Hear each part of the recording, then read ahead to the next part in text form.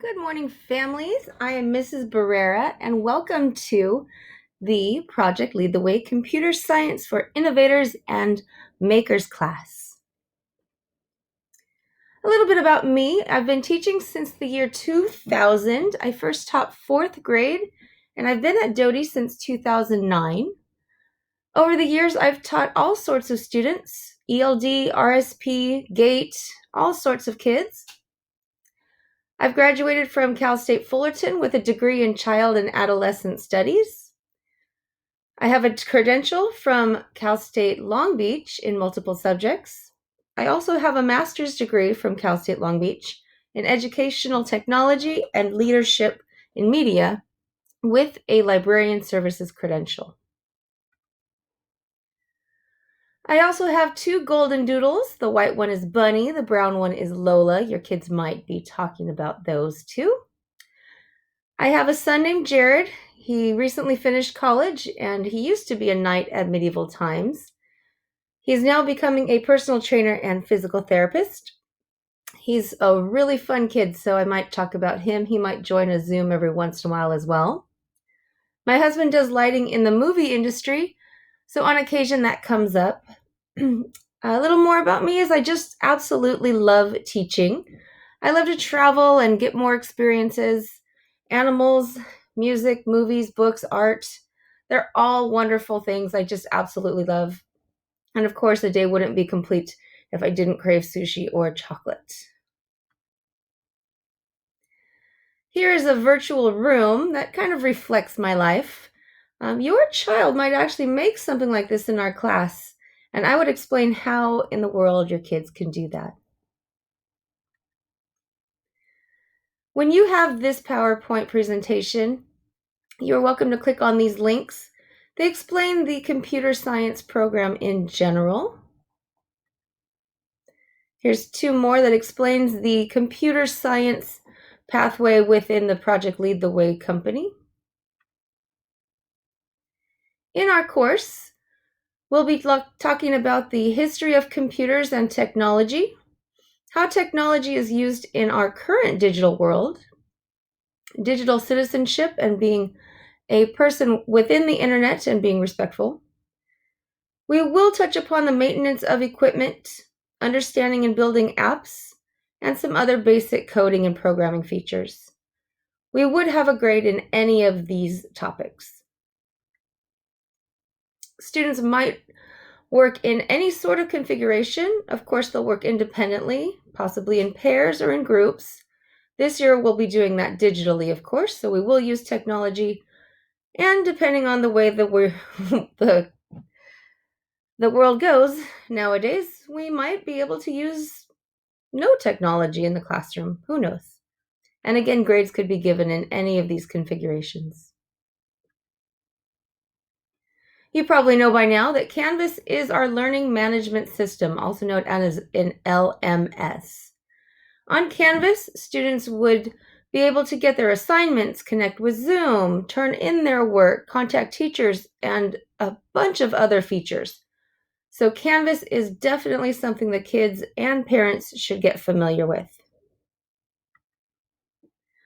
I've created a Google Classroom as a backup plan in case Canvas is not working for some reason.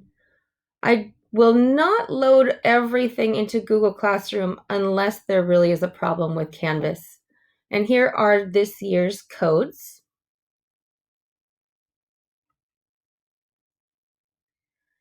Students will need to use their Google accounts for pretty much anything related to their schooling this year. They all know their student IDs, and their Google account is their ID number at student.dusd.net. They should make that a bookmark in their computers or make it an instant feature on their iPads. They'll need to be logged in with that account to access DUSD Zooms and Canvas and pretty much everything else. They will need to use their portal, that's portal.dusd.net, and in that portal there is everything they would possibly need. Most of the links that would be used in this class are either there or within the Canvas program. Google Drive and Canvas can be downloaded to a smartphone, tablet, or other portable device. So if that is easier than always having it as a desktop feature, please do that. Most days, students will be with me for a Zoom, but sometimes we don't have to actually look at each other on a Zoom, but we will be online together, depending on what their projects are. In that case, when we don't actually Zoom, or if the Zoom program is not working properly, we would use a Google Doc. We did that the other day. Students will type their names onto a chart.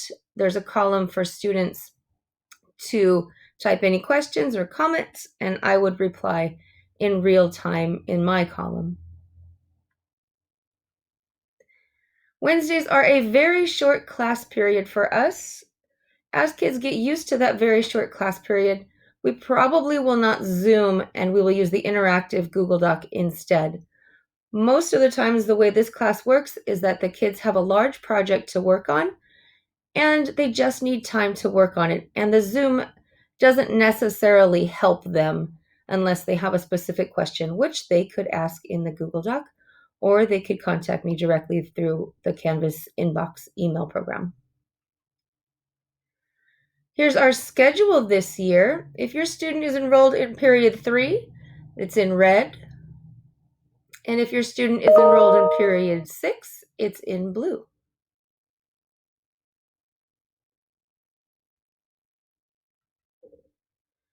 This class has high expectations that are very similar to every other class. And of course, behavior is the top thing for this class.